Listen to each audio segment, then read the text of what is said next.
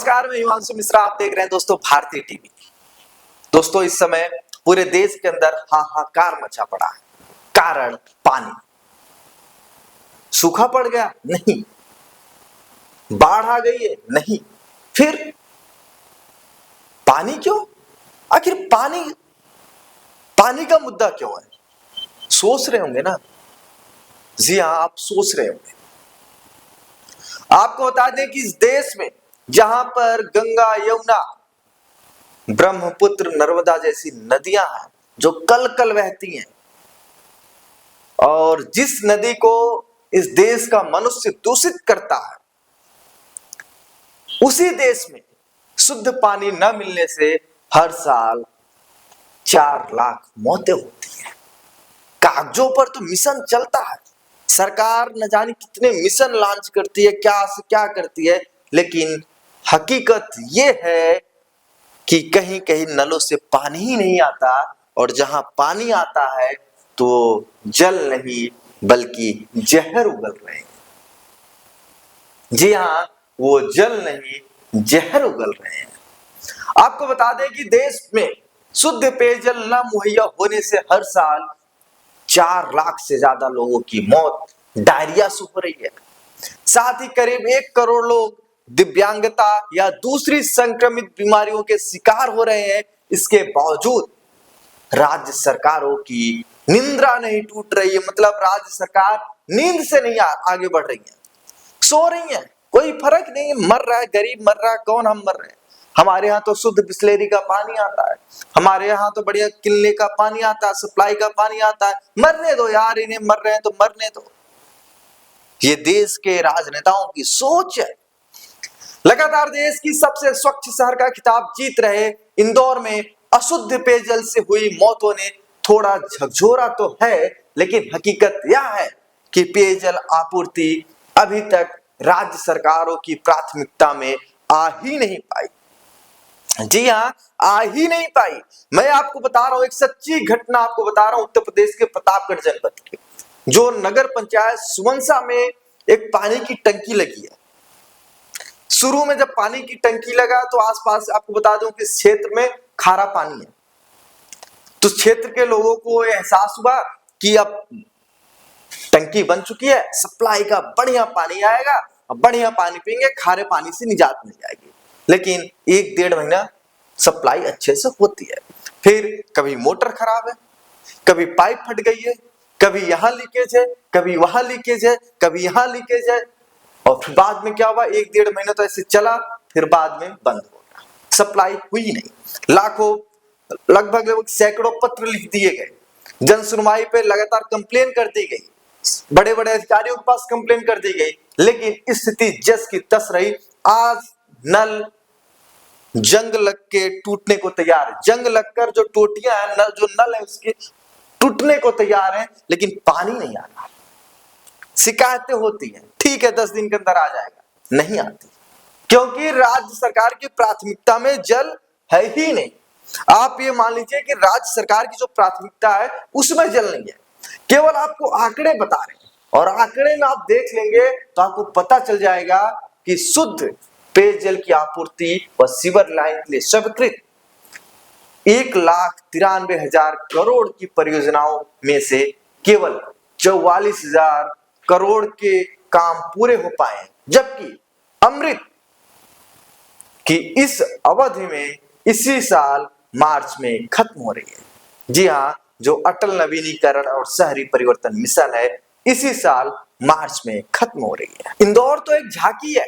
सच्चाई यह है कि सीवर और पेयजल लाइन की खराब प्लानिंग व डिजाइन, जल संचयन के अपर्याप्त प्रबंधन और शुद्धिकरण के लिए इंतजाम व निगरानी के अभाव ने ऐसी स्थिति खड़ी कर दी है कि कोई भी शहर ऐसा नहीं है जहां कुछ आबादी तक अशुद्ध जल न पहुंचता हो।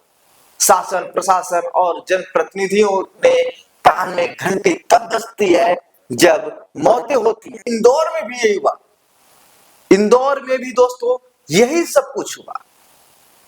अगर आपको बता रहे हैं कि सरकार का विरोधाभास कैसा है, आपको बता रहे हैं, आप सबसे पहले इंदौर का विरोधाभास देखिए, ध्यान से देखना। इंदौर शहर के पास के एक गांव राला मंडल में ग्रामीण जल मिशन के तहत सभी काम पूरे दिखाए जा रहे हैं। इंटरनेट पर आंकड़ा बताता है कि इस गांव में पेयजल की शुद्धता की आखिरी जांच 17 दिसंबर 2025 को हुई और सब कुछ दुरुस्त पाया गया। लेकिन शहर में मौत से पहले की जो अनदेखी हुई, मंत्री स्तर पर संवेदनहीनता दिखी और वह कुछ और बयां कर रहा है। बहुत संभव है कि कागजी घोड़े ज्यादा दौड़ लगा रहे हैं। इस मिशन के तहत आबादी के हिसाब से फंडिंग पैटर्न है, जिसमें केंद्र और राज्यों की भागीदारी होती है। संभवतः कई राज्यों में फंड की कमी भी आड़े आ रही है, लेकिन यह सच है कि रेवड़ी संस्कृति में कोई राज्य पीछे नहीं है। हर एक राज्य में रेवड़ी बांटी जा रही है। हमारी सरकार आएगी तो ये कर देंगे, हमारी सरकार आएगी तो ये कर देंगे, हमारी सरकार आएगी तो ये कर देंगे, लेकिन कोई भी सरकार शुद्ध पानी पर एक शब्द भी नहीं बोलती। सबके मुंह पर चुप्पी बंधी पड़ी है। देश के प्रधानमंत्री नरेंद्र मोदी चुप है। क्यों चुप है?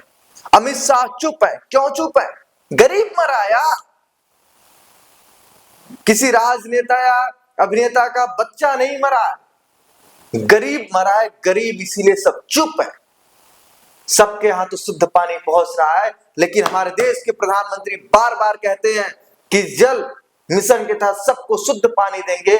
आखिर अकेला देश का प्रधानमंत्री क्या करे? आखिर देश का अकेला प्रधानमंत्री क्या करे? आप लोग खुद अपनी राय कमेंट बॉक्स में बताइए। देखिए, शुद्ध जल के लिए सरकार ने क्या किया, आप ये जानिए। देखिए, शुद्ध जल की समस्या को दूर करने के लिए पहली बार केंद्र की ओर से 2 मिशन शुरू किए गए। इनमें एक शहरी क्षेत्रों में शुद्ध पेयजल और सीवरेज प्रणाली को मजबूत बनाने के लिए अमृत मिशन है, जबकि दूसरा ग्रामीण क्षेत्रों के प्रत्येक घर तक शुद्ध नल जल मुहैया कराने के लिए जल जीवन मिशन है। पर इस पर मूलभूत जरूरत के लिए राज्य सरकार में सक्रियता की कमी रही है। आपको बता दें कि आपको प्रतापगढ़ का उदाहरण दे रहे हैं। लगभग 1 साल से ज्यादा हो गया, 1 साल से ज्यादा हो गया कंप्लेन किए हुए, लेकिन आज तक कोई स्थिति में सुधार नहीं है। वैसे कि वैसे न हमारी राज्य सरकार कुछ एक्शन ले रही है, न हमारे अधिकारी एक्शन ले रहे हैं। जी हाँ, आपको मैं सच कह रहा हूं। ये सिर्फ प्रतापगढ़ की बात नहीं है, बल्कि देश के कोने कोने की बात है। आप देखते होंगे कि पैसे खर्च हो जाते हैं, टंकियां बन जाती हैं, लेकिन बाद में पता चलता 2 साल बाद ये तो बंद पड़ी है यार, मोटर खराब हो गई है, ठेकेदार पैसा लेकर भाग गया, इसमें भ्रष्टाचार हो गया, गलत पाइप, नकली पाइप लग गई, पाइप ऐसी लगी कि एक बरसात भी झेल नहीं पाई, सड़कें गल गई। सब होता है, हमारे देश में होता है। जी हाँ, ये सब होता है। आपको बता दें कि 132 में से सिर्फ 4 परियोजनाओं पर काम हुआ है। अमृत मिशन 1.0 में जहां 32 पूरे जल शोधन संयंत्रों के उन्नयन से जुड़ी परियोजनाओं को मंजूरी दी गई है, वहीं अमृत मिशन 2.0 में 132 नए जल शोधन संयंत्रों को लगाने की परियोजना स्वीकृत की गई है। लेकिन राज्यों का सुस्त रवैया कुछ इस तरह है कि इनमें से सिर्फ 4 परियोजनाएं ही अब तक पूरी हो पाई हैं। आपको बता दें कि इनमें सबसे अधिक 43 जल शोधन संयंत्रों को लगाने के प्रस्ताव मध्य प्रदेश में स्वीकृत किए गए हैं, जबकि अभी तक इनमें से एक भी पूरा नहीं हो पाया है। इन मिशनों के तहत नगरीय निकायों और जल पंचायतों को भी हर घर शुद्ध जल मुहैया कराने के लिए एक तंत्र विकसित करने के लिए कहा गया था, ताकि इन परियोजनाओं को आगे भी बेहतर ढंग से संचालित और भविष्य की जरूरतों को देखते हुए विस्तार दिया जा सके। आपको बता दें कि इनमें से पानी पर कर लगाने व उसे वसूलने और पानी की 24 घंटा उपलब्धता सुनिश्चित करने जैसे कदम उठाने के लिए कहा गया था, लेकिन इन पर कुछ नगरीय निकायों को छोड़ दें तो कहीं पर भी कोई काम नहीं हुआ, कहीं पर भी कोई काम नहीं हुआ। अगर हम वैश्विक मानक को देखें तो प्रति व्यक्ति 1700 घन मीटर से कम वार्षिक जल उपलब्धता है तो उसे जल संकट माना जाएगा। वर्तमान में देश में प्रति व्यक्ति वार्षिक जल उपलब्धता 1341 घन मीटर हो गई है, जबकि 2021 में आंकड़ा 1487 घन मीटर था। यानी देश में जल संकट बढ़ रहा है। वहीं आपको एक रिपोर्ट बताते हैं एक रिपोर्ट के मुताबिक दुनिया के 20 सबसे अधिक जल संकटग्रस्त शहरों में 5 भारत से हैं, जिनमें दिल्ली, चेन्नई, कोलकाता, मुंबई, बेंगलुरु और हैदराबाद शामिल है। मंत्रालय की घर घर जल पहुंचाने की पहल को इस संकट से निपटने की कोशिश माना जा रहा है। मौजूदा समय में देश में पानी पीने का ठीक ठाक से प्रबंध न होने से बड़ी संख्या में पानी खराब हो रहा है। यह स्थिति तब है जब दुनिया की करीब 17% जनसंख्या भारत में रहती है, वहीं मीठे पानी की उपलब्धता यानी उसके स्रोत सिर्फ 4% ही है। अब आपको बताते हैं कि अमृत मिशन का पूरा लेखा जोखा क्या है। अमृत मिशन 1.0 का पूरा लेखा जोखा आपको बताते हैं कि अवधि 2015-16 से लेकर 2020-21 तक कुल स्वीकृत योजनाएं 6008 थी। कुल लागत 83,463 करोड़ रुपए थी, जिन पर आपको बता दें कि 79,000 करोड़ के काम पूरे हो चुके हैं। करीब 4,000 करोड़ के काम अभी भी लंबित है। केंद्र अब तक राज्यों को 34,900 करोड़ रुपए की वित्तीय सहायता दे चुका है। जी हाँ, वित्तीय सहायता दे चुका है।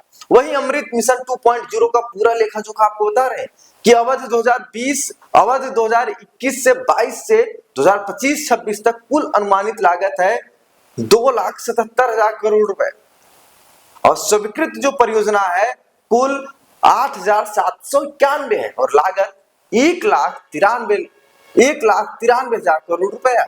आपको बताते चलें कि अब तक 44,000 करोड़ का काम ही पूरा हो पाया है, जबकि 35,000 करोड़ रुपए अब तक खर्च हुए हैं। जी हाँ, 35,000 करोड़ रुपए खर्च हुए हैं। तो दोस्तों, आप सब सोच सकते हैं कि जल मिशन किसकी नाकामयाबी है, केंद्र सरकार की है कि राज्य सरकार की। केंद्र सरकार तो पूरा पैसा दे रही है, लेकिन राज्य सरकार में बैठे लोग, राज्य सरकार में बैठे अधिकारी सब कुछ खत्म कर रहे हैं। स्थानीय निकायों में बड़े बदलाव की जरूरत है। नगर निगमों को गंभीर वित्तीय और शासन से जुड़ी समस्याओं का सामना करना पड़ रहा है। वे राज्य और केंद्र सरकार की ग्रांट पर बहुत अधिक निर्भर है, क्योंकि सीमित राजस्व, कर्मचारियों की कमी, चुनाव में देरी के कारण वे बुनियादी सेवाएं मुहैया कराने में संघर्ष कर रहे हैं।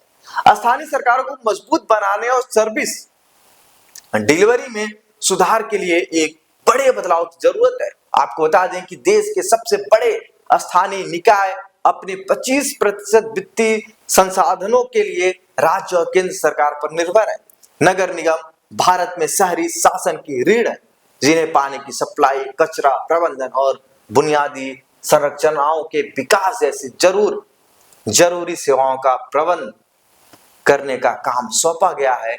उनकी वित्तीय स्थिति बहुत नाजुक है। दोस्तों, आप लोग कमेंट में जरूर बताइए, क्या आपके घर में जो पानी आता है शुद्ध पानी आता है? आप अपनी इस बात को इस वीडियो के कमेंट में आप जरूर बताइए। और दोस्तों, इस वीडियो को जरूर शेयर करना, एक बार नहीं 10 बार शेयर कीजिए, 10 लोगों को शेयर कीजिए, लोगों को सच्चाई बताइए सरकारों की और बताइए, उनसे पूछिए क्या आपके घर में शुद्ध पीने का पानी आता है। नमस्कार, बने रहिए आप भारतीय टीवी पर, क्योंकि ऐसी खबर सिर्फ और सिर्फ भारतीय टीवी पर आती है।